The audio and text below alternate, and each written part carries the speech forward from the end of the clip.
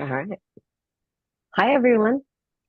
Mhm. Today, hi. Today, we're going to talk about aligning digestion with moon cycles and how that involves syncing our eating habits with the moon's phases. This is just a cute little tidbit that I wanted to share. And basically, this just tells you about the moon. So the moon itself doesn't actually produce light. The light you see on the moon is the reflection of the sun. The moon rotates on its own axis, as does the Earth, and the Earth also orbits around the sun. So as a result, you see many different moon phases depending on where the sun, Earth, and moon are positioned. And then solstices are the moon being on a different type of axis, and we're just going to talk all about that. So the new moon, which is called Amavasya. It's the new moon is barely visible and occurs when the Earth and the moon are aligned and the sun and the Earth are on opposite sides. So for during digestive focus, we want to begin with lighter, easy digestible meals to align with a sense of new beginnings. From an Ayurvedic approach, we really want to favor warm foods, aiding the body's readiness for increased activity. Mindful eating is something to be very aware of. You emphasize mindful eating practices, promoting a connection between the mind, body, and the subtle energy of the new moon. In the new moon, the subtle energy signifies a period of subtle energy and stillness, and this phase is associated with introspection and a sense of renewal. And then hydration, you prioritize hydration as water intake plays a crucial role in digestion. Infused herbal teas or warm water with lemon, and then basically consider the new moon a preparatory phase for the upcoming waxing period where the moon is increasing in intensity, and focus Danielle, can I on the interrupt real quick? Because I know you have yes. this all on a slide, but we're not seeing it. You're not seeing my slide? It's just on that the intro page, moon phases and digestion. Okay. It says my screen sharing is paused. Okay, let me start this again. How about we try that? I'm sorry, everyone. And thank you for letting me know, Jeremy. I know how pretty your slides are, and I want to see them. So let's do this. Okay. Okay. And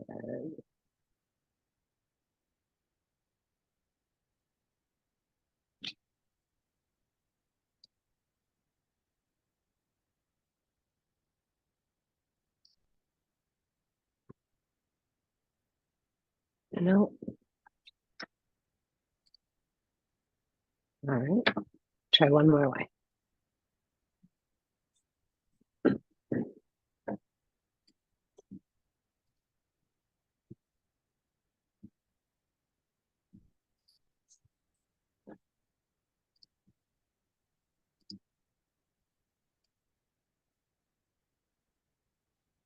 Okay. Can you see that? Uh, yeah, we see the first slide. Okay. So now as I'm at the new moon, can you guys see that? Yes. Okay, thank you. So I guess when I do full presenter view, it doesn't share correctly. Sorry. Okay.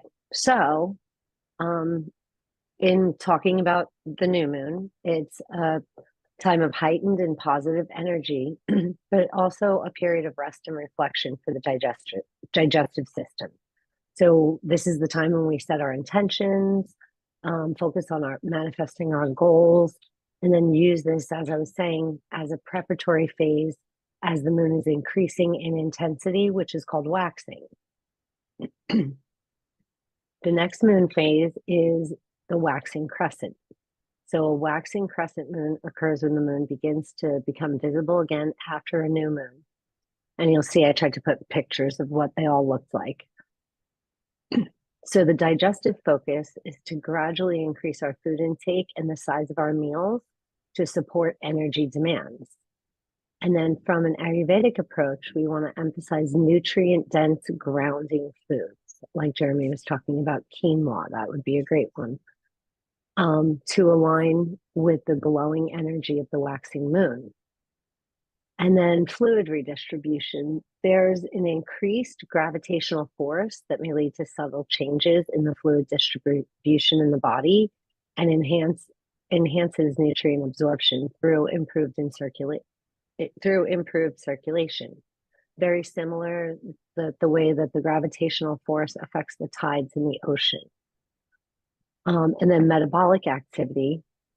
The heightened gravitational pull can stimulate the metabolic process, and this could contribute to increased energy expenditure and potentially enhance the body's ability to metabolize nutrients efficiently.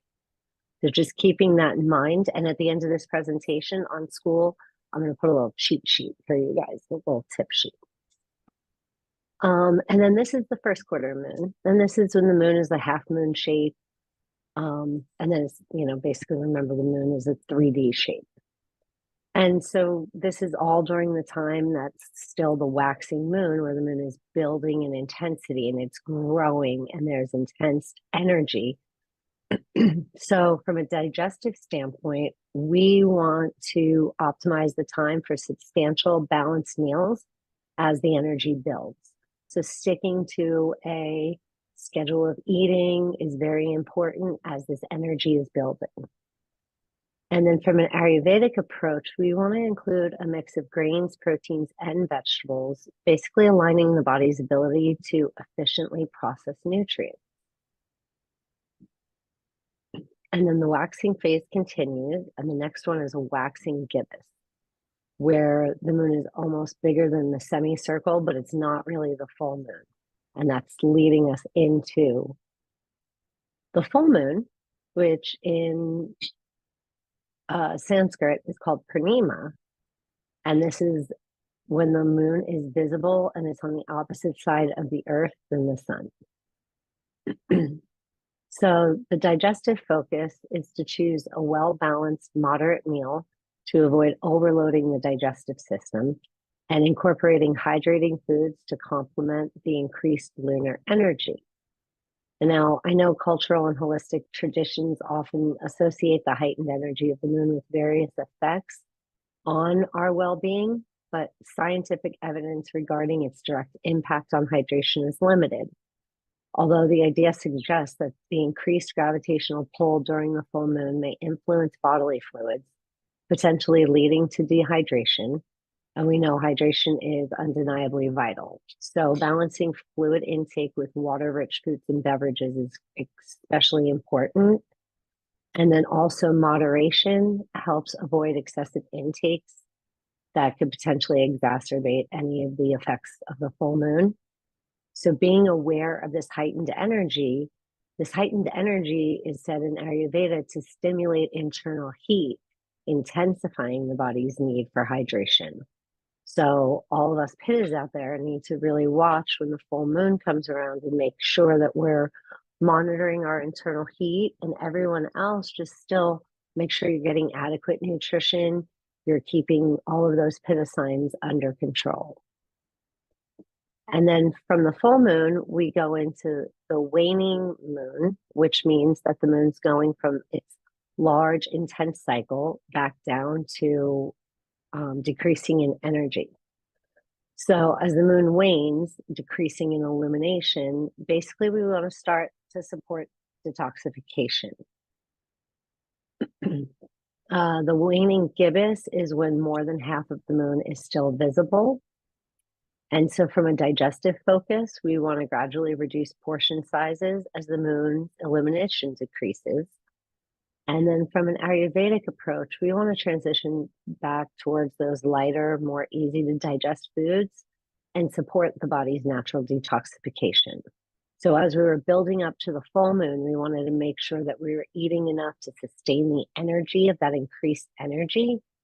But as the moon is waning, we want to start to pull back on how much we're eating and really look at eating very healthy, detoxifying foods. And then the third quarter moon is also part of the waning process. And that's when it looks like half of a moon. And then from there, we go to what's called the waning crescent. And this is where the detoxification, the diminishing gravitational force during the waning phase allows our body to expel toxins more efficiently. It's considered a favorable time to shed excess waste and promote cleansing. So the waning moon has less than half of the moon still visible. It just looks like a little sliver. And so from a digestive standpoint, we really want to opt for light and easily digestible meals to assist the body's detox process. And then from an Ayurvedic approach, we want to include warming spices and herbal teas to aid digestion and detoxification during this phase. And then just to be aware that, everyone, it's critical to approach detoxification holistically, incorporating hydration and balanced nutrition. So, those cleanses out there where you just drink salt water for 5 days is not what we're talking about. And then the dark of the moon. That's my favorite phase of the moon, Amavasya. The dark of the moon is the 29.53 day in the lunar cycle. And the moon is decreasing or waning, and it's not visible in the sky. And you can see with the picture, you can just see the beautiful stars, but there's no moon. And so it's really recommended that we begin a short fasting or detox period to allow the digestive system to rest. So the Ayurvedic approach is to emphasize fluids, herbal teas, and simple broths to support cleansing.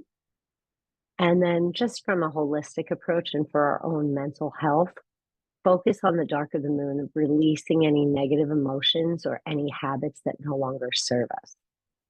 It's really a very, very strong time to do that. And then next, we're going to talk about Ekadashi. So Ekadashi is a sacred day observed in Hinduism or Ayurveda or any of the Indian sciences. And it occurs twice in the lunar month. It's on the 11th day of both the waxing and waning moon phases. So it's 11 days from the new moon, 11 days from the full moon. Its spiritual significance is it's all about self-reflection and prayer, but the potential health benefits that are associated with the periodic fasting that's done, which means more of like a water fast or a light diet, no grains, pulses, dairy, or meat.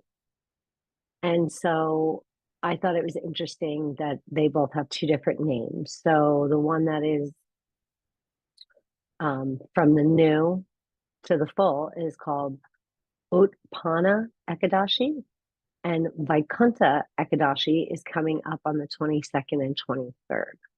So if anybody's interested. And then we talk a little bit more about Ekadashi because there are so many benefits, and I just really wanted to highlight those. So fasting during Ekadashi with the cycles of the moon promotes a circadian alignment that aligns the natural cycles of the circadian rhythms for overall well-being. The detoxification, the periodic fasting on Ekadashi actually helps the body to be able to break that duck crud that contributes to all of our inflammatory diseases and all of our pain points. And it really helps the body to really flush that out. And then the health benefits, the digestive rest, it allows that promoting detoxification, and it allows the bowels to rest and really get in there and clean. And then the mind-body connection, the day emphasizes the connection between the two, and it promotes mindfulness and self-discipline.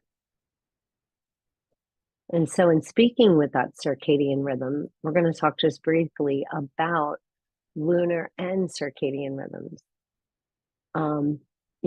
It's important to maintain a consistent eating schedule for your overall digestive health. And the moon and circadian rhythms are distinct natural cycles. The lunar cycle is 29.5 days, and the circadian cycle is a 24-hour period. They both influence the Earth ecosystems and those of us in the Earth. They influence the moon phases, impacts the tides, the gravitational forces, and the Earth's environment. And then think about that in relation to the water content in our own bodies.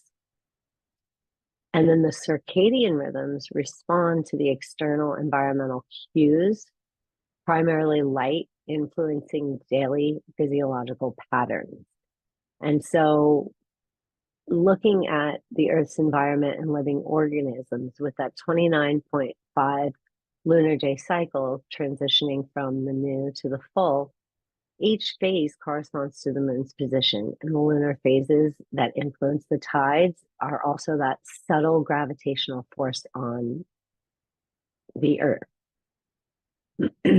And so some of the biological connections, excuse me, connect lunar phases to energy shifts and health effects. Scientific evidence is limited, but I can speak from experience. I used to work in an emergency room and would take the full moon off because it was just a little crazier than every other day. And then circadian rhythms are well established in scientific research, influencing our body's functions and our overall health. So they control the sleep-wake cycles, hormone production, body temperature, and metabolism. So the circadian rhythms are able to synchronize with the external clues as the lunar cycle. And so being in sync with both that circadian rhythm and with that lunar cycle just allows your body to be in its optimal state of functioning. And some disruptions, such as irregular sleep patterns or shift work or anything like that, can really impact the body's circadian rhythms and our health. They're just integral to the Earth's natural order. And they support a role in regulating the physiological process within all of us living organisms, including humans. So I will now go on to questions. And I liked this little circadian rhythm clock. It's a lot of what we've been talking about earlier to bed, things like that. This one has the person going to bed at, 11 o'clock, which I'm not really happy about, but you get the basic idea of how we're supposed to run our day. So if there's any questions, please just let me know.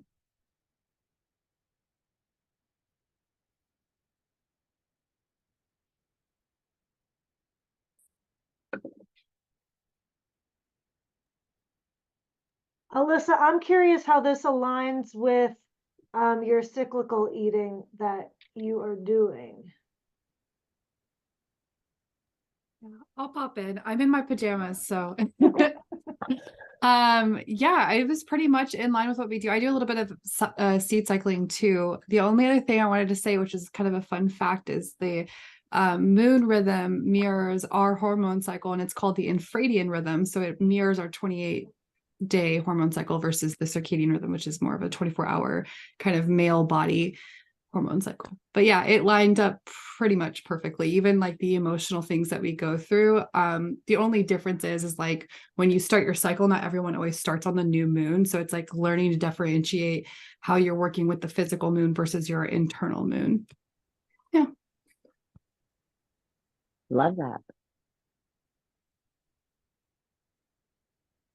Has anyone here honored Ekadashi? Is that how you say it? Ekadashi. Yes, I have not, but I would like to, but it won't be the 22nd and 23rd. Not this year, not this month, No, anyways. Not this month, maybe next month. We did that at the ashram we lived at while I was in internship for school. The Didis and everybody at the ashram did the fasting on Ekadashi. They would eat dinner. They would break fast at dinner. So it would be like a dinner to dinner thing. Like you stop eating at 6 p.m. and then you start eating at 6 p.m., which makes it a lot easier because then you're getting a meal in the day. And I think that was me personally. I just sort of wanted to bring up how you can do that more doshically. So if you have a whole bunch of vata and there's a lot of mobility and you're feeling really ungrounded, you're not going to fast all day long. You're going to use that as like a khichdi day where you are easing up on your digestive system by having a nice, easy to digest meal, and you're eating lighter, but you are not going to vitiate vata further by leaving space in your digestive system when vata is space and air. Whereas you can, like when you move from vata to pitta, then you can eat a little bit less. And then when you move from pitta to kapha, you can eat a little bit less. Like a kapha could get on just fine with a complete fast. They're going to be the least inclined to, well, pitta too. But, you can do light broth all day. You could have it be a bone broth day, or you can have it be nothing but water if you're all the way kapha. If you're pitta, I would do more of a bone broth or a light broth. And then if you're more vata, I'd do more of a khichdi. But see what you're feeling, see what your body needs, and try that out, because it's a really good way to align yourself with the rhythms of the moon and use those cycles for health. And I was just looking up, what is 1 day fasting good for inflammation? Just out of curiosity to see what the internet's said. And there's multiple studies, and I found ones from 2013, 14, 19, 21, and so on, that talks about how fasting for 24 hours reduces inflammation and reduces oxidative stress in the cells. So just doing Ekadashi twice a month gives yourself that little break and can help you really reduce some chronic inflammation. I wonder if we can make a point out of it to remind people in this group to do that, like to start doing that practice. I was going to see if we could put that in the calendar. Oh, I that would be was awesome. curious if I could add things that were not just the schedule to our calendar, because it'd be really fun if I could somehow merge moon cycles in here and add Ekadashi, so that when you looked on this, it was in there. I will see if I can do that. That sounds really awesome. That would be very cool. When I practiced my presentation, it was a little longer, so There's plenty to talk about. there is so much. Full moon's on Christmas, right? No, the 26th. 26th. Okay, somewhere I saw that it was a Christmas full moon at 11:11, but that could have just been something on the internet. No, it's for us here, it would be 4:33 p.m. on the 26th. It'll be Yeah. a full. Exactly. Yeah.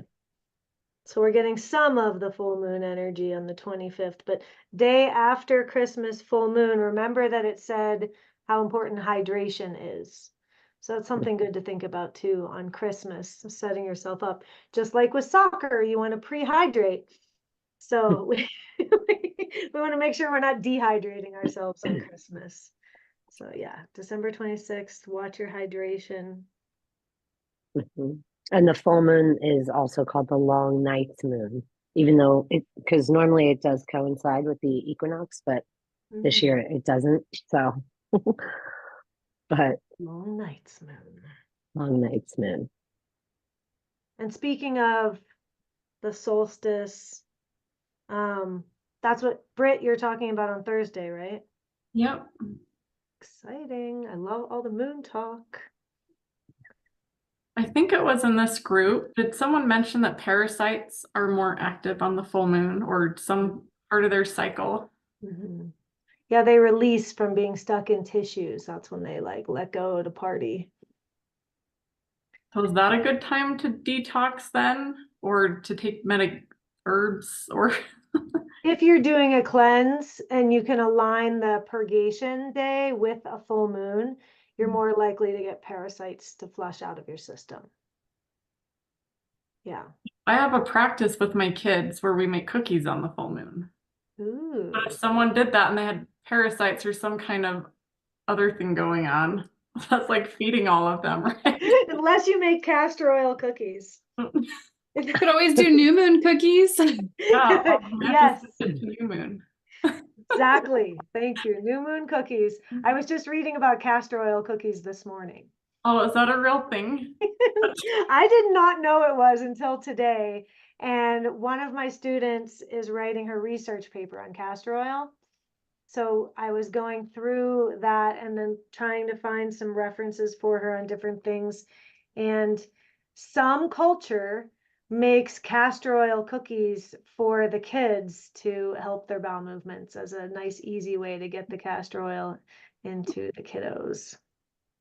Hmm. It's a more delicious way to get the bowels moving, that's for sure.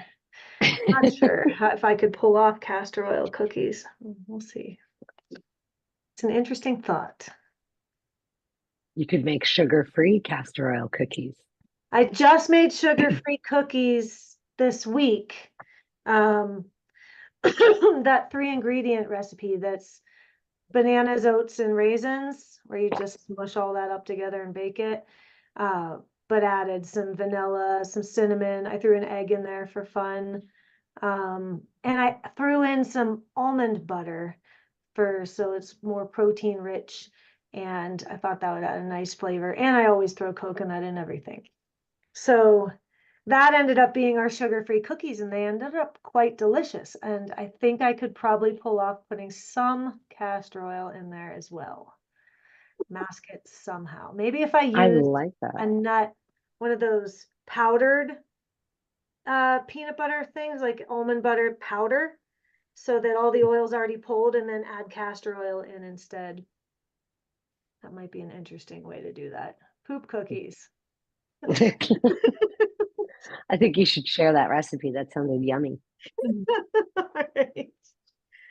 So Sugar-free cookies. I have a question or topic. It's kind of off topic, but I don't know. Is that okay if I talk about? So like I feel like I'm dealing with some like seasonal depression, what with the gray skies, shorter days, and I'm just wondering if there's like any recommendations anyone has. Like I keep this is, I mean, it's not Ayurvedic, but I keep on like turning to antidepressants, but I'm like very inconsistent with it. Like I'll hit a low moment and I'm like, okay, I want to go on my antidepressant, but then I won't stick with it. It's just like a cycle I get into pretty badly where it's like I have really low moments and I'm like, okay, I need to do something because like the gray skies and I just feel like kind of hopeless. So I'm like, in those, I don't know. I'm just like putting that out there. I don't think there's like nothing wrong with taking antidepressants. And I know it's like, I don't think Ayurveda goes against that necessarily, but I was just maybe, is there anything like in addition, if I do continue on with my antidepressants, anything in addition that I can do to like help with like seasonal affective disorder? All Yeah. kinds of things. I'm gonna let everybody else talk first, though. I have a question. Are you connecting with community and family, loved ones? I have friends. I live in a town. My family isn't here anymore. So, I don't really connect. I mean, I talk to my mom about this all the time, but and we have a family history of depression. So yeah, I find it really difficult to like reach out to people. So that's my issue is like I get like in my head really easily and I don't know how to like reach out to others. So The presentation I'm doing on Thursday, I'm going to be talking about different cultures, and even in, I think it's Sweden, some of those northern countries where they have very little daylight. They actually have less seasonal depression than we do in America, but they have so many gatherings and they're constantly gathering and celebrating and just spending Yeah. time with other people. And I think that community aspect is so important. Yeah. No, I agree with that. I don't know. I've been having a lot of like relationship stress lately, with a couple of people. Like I don't want to go too into it, but like I'm dealing with like I've I've been seeing two guys and it's been like all messy and stressful, and one of the guys is in jail now, and then the other guy is like not talking to me. So anyways, so I go to gatherings, but I'm still like dealing with, like my friend said, she's like, there's a lot of crazy surrounding you. And so I don't know. It's just like a culmination of like, yeah, just, I don't like yesterday morning, it was so gray outside. Like it was just gray. And I just like, I don't know. I just get in really dark moods in my head where I just feel like I can't do anything. And, so I'm not trying, like, I don't want you guys to worry about me, but I'm just like kind of saying more like from an Ayurvedic standpoint, is there things to do when you're in that like it's usually a passing phase too, where it's like it does, I know it won't last forever, but it's like a dip in energy that I have that I just can't wait out, I guess. And so I'll turn to my antidepressants that I have because I'm like, okay, I need something to pull me out of this. So I know with antidepressants, it's important that you take them consistently so that you build that up in your body. They don't work real well as like a as needed kind of thing. yeah. I mean, so keep that in mind. You're probably increasing your depression by taking them sporadically. Mm-hmm. But I know for seasonal affective disorders, like two things that I've heard of is to use like an orange or a citrus and diffuse that in the room. Mm-hmm. And you Okay. can also buy like a UV light that you would put like in your bedroom or your living room, wherever you spend kind of a lot of time. And so you can have what's called like the sunny room. And you go and just like hang out in the sunny room. It might be cloudy outside, but I got a sunny room here. And Right. so, you know, Yeah. those are two suggestions for sure. Nice. Thank you. Of There's course. also blue light therapy. I do that. Like if I could show you outside today in Salt Lake, we have this thing called an inversion. We're surrounded by mountains and the pollution and fog just settles in the valley. And it's disgusting. And then all the salt on the road is like thrown up and it just stays suspended in the air. Oh, But days like today, I have a blue light and I'll just do it for like 3 minutes. okay. It gives me, I don't know, whatever I'm lacking from the sunshine. Oh, okay. And there is a lot of scientific evidence behind the blue lights.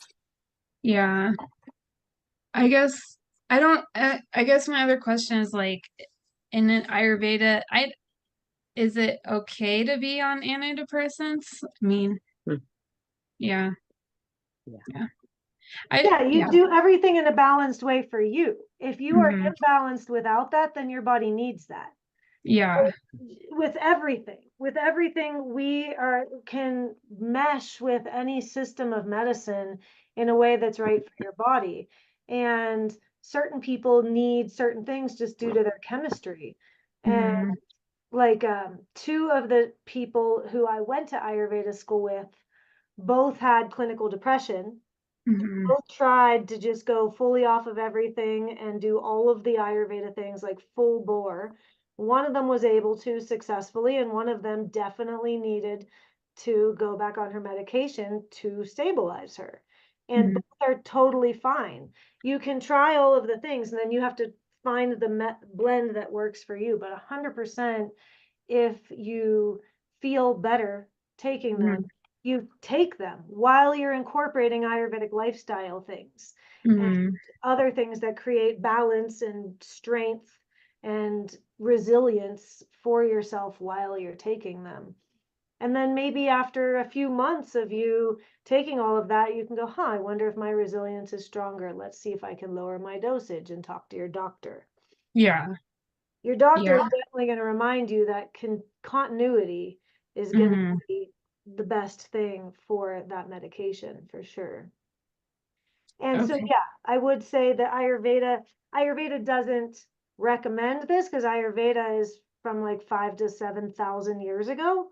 Right. So it's not going to be written about in the ancient texts. But what it is going to do is help you find balance in the healthiest ways for you that it can. Mhm. And if that's the healthiest way for you right now, then that's a good option. Okay. All right. Well, thank you, The other everyone. things I wanted to make sure other folks didn't have other ideas before I read my brainstorm list out to you, because I'm sure there's other folks that are here today that have some experience or some wisdom to share. And for me, I've gone through the same thing, especially with the lack of light or the bad weather or anything. And it's like the last thing I want to do is exercise. It's my worst thing to do. But when it is storming, I've noticed that like if I just go out and start walking, I instantly feel better. And I'll just put a rain jacket on, I'll start walking, and usually I'll just keep going even though I want to turn around and go back in, and 20 minutes will change my whole everything as soon as my blood starts to move around. So then I'll feel a lot better, and 20 minutes seems to be just enough. Yeah. Thank you. Yeah, I don't know. Anyway, sorry. I'm sorry, No, everyone. this is a very good topic. Don't Yeah. apologize for it, because this is something that so many people experience. And I think that, whether it's in small bouts of sad or large bouts of sad, I think that lots of us have gone through whatever kind of waves of it's dark, it's miserable, it's raining. Like the second it starts raining, I feel miserable. And I can't take it at all. I have to wake up and go to the gym super early and get moving so Mhm. that I don't stop moving. If I stop, I'm going to curl up in a little ball with my cat and not move for the rest of the day. So Yeah. that was my technique today, was get up, do my meditation, my breathing, stretch a little bit, go to the gym, and then don't stop. Because if I stop, it's all over. And Yeah. that's the only way I can get through that funk, is keep going and use that momentum from the morning. The Ayurveda looks at things through all five senses too. We're looking at what can be balancing for you through how you're absorbing the world through all five senses. So Danielle mentioned the sense of smell and getting an aromatherapy diffuser and putting those citruses in there. Citrus is very uplifting. So get the citruses diffusing in your house. It's a really uplifting scent and has some sunshine in it, right? Mhm. And I think Britt and Danielle or somebody else mentioned light therapy. And so those light boxes are really handy. Open your blinds, make sure all the sun is getting into your house. Get the blue light box. Let the sunshine in every way you can. And if you have to get the light box to do it, do that, because it's noticeably different. And the science is there behind that. That is similar to what we call color therapy in Ayurveda. You're bringing the light into your eyes there. What are you absorbing through your skin? This is when dry skin brushing is really handy, because you're stimulating your skin and you're getting the blood flowing, you're getting everything active and moving and getting the lymph flowing so nothing is stagnating and feeling heavy. So if you can wake up and do that dry skin brush and then put your oils on, you're getting things flowing and you're getting circulation moving around. So there's touch, there's smell, there's sight. Taste wise, whole foods, not eating sugar for breakfast, Mhm. keeping your blood sugar regulated throughout the day, but not eating anything sweet for breakfast, and making sure you're getting those healthy whole foods that help you deal with stressors like the magnesium we talked about earlier. And I mean, just if that's all you do is focus on whole foods and warm, nourishing meals, you're going to feel better with that. And then what's left? Sound. I mean, if you want to lighten up your energy, the bija mantras for that well, if you want to fire up that energy, rum is the seed sound for the fire element. So if you feel like that depression needs the fire or the sun, then you can just chant the sound of rum Mm. in your meditation. But you can also get outside and listen to the birds and listen to the sounds of nature. Ooh, Danielle's saying songs in D minor heal the heart too. That's nice to know.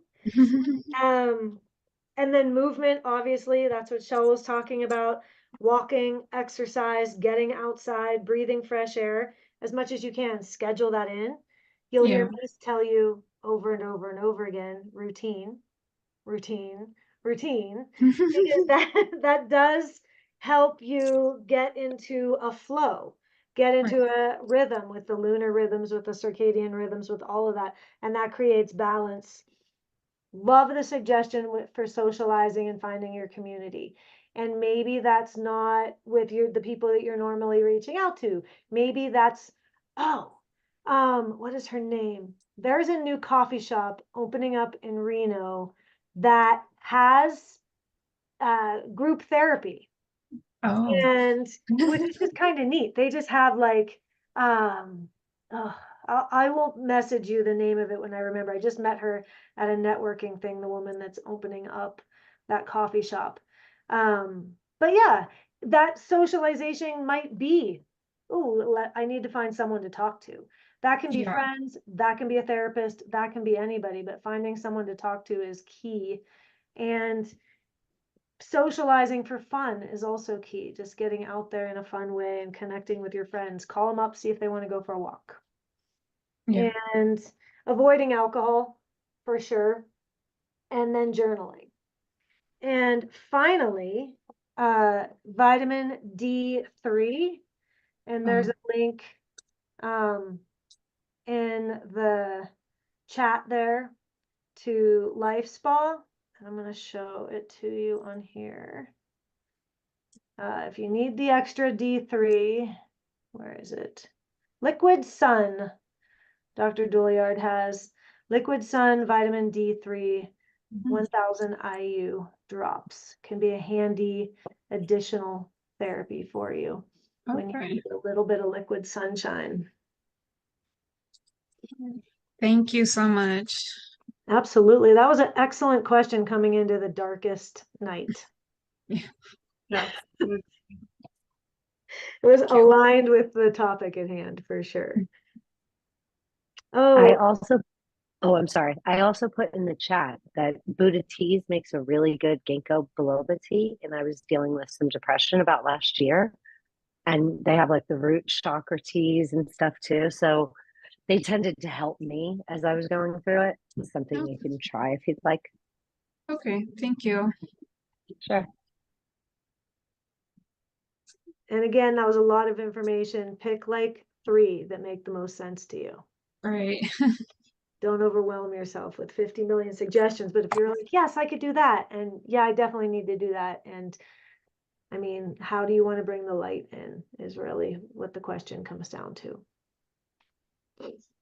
Are you a member of like a spiritual or religious group that meets in person?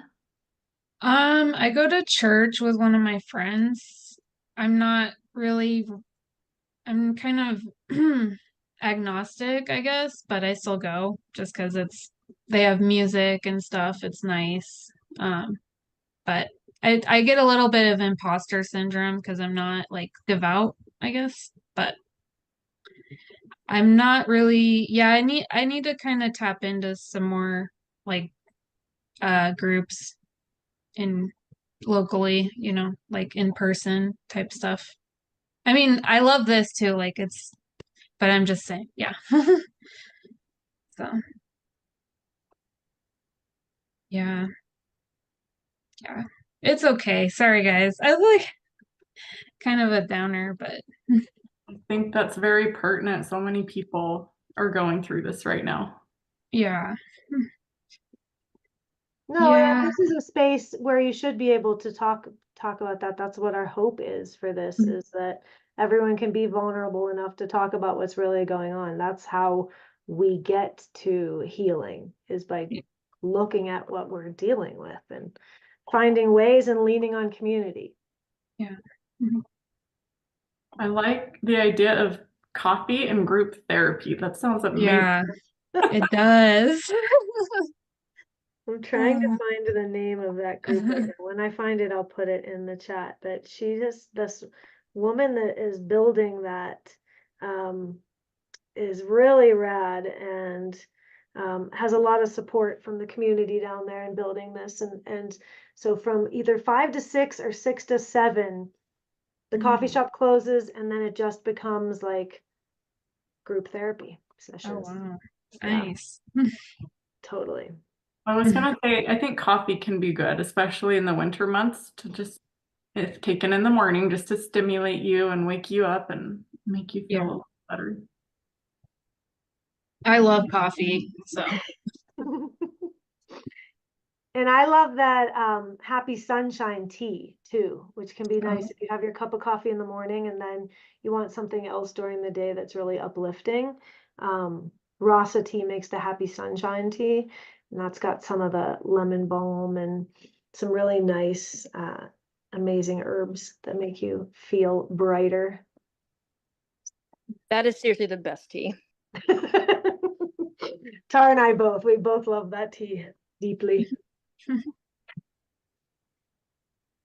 Does anybody have anything else they want to add or ask?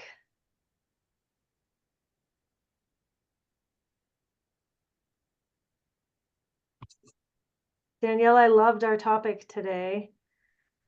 Talking about the moon excites me to no end. Yes, it's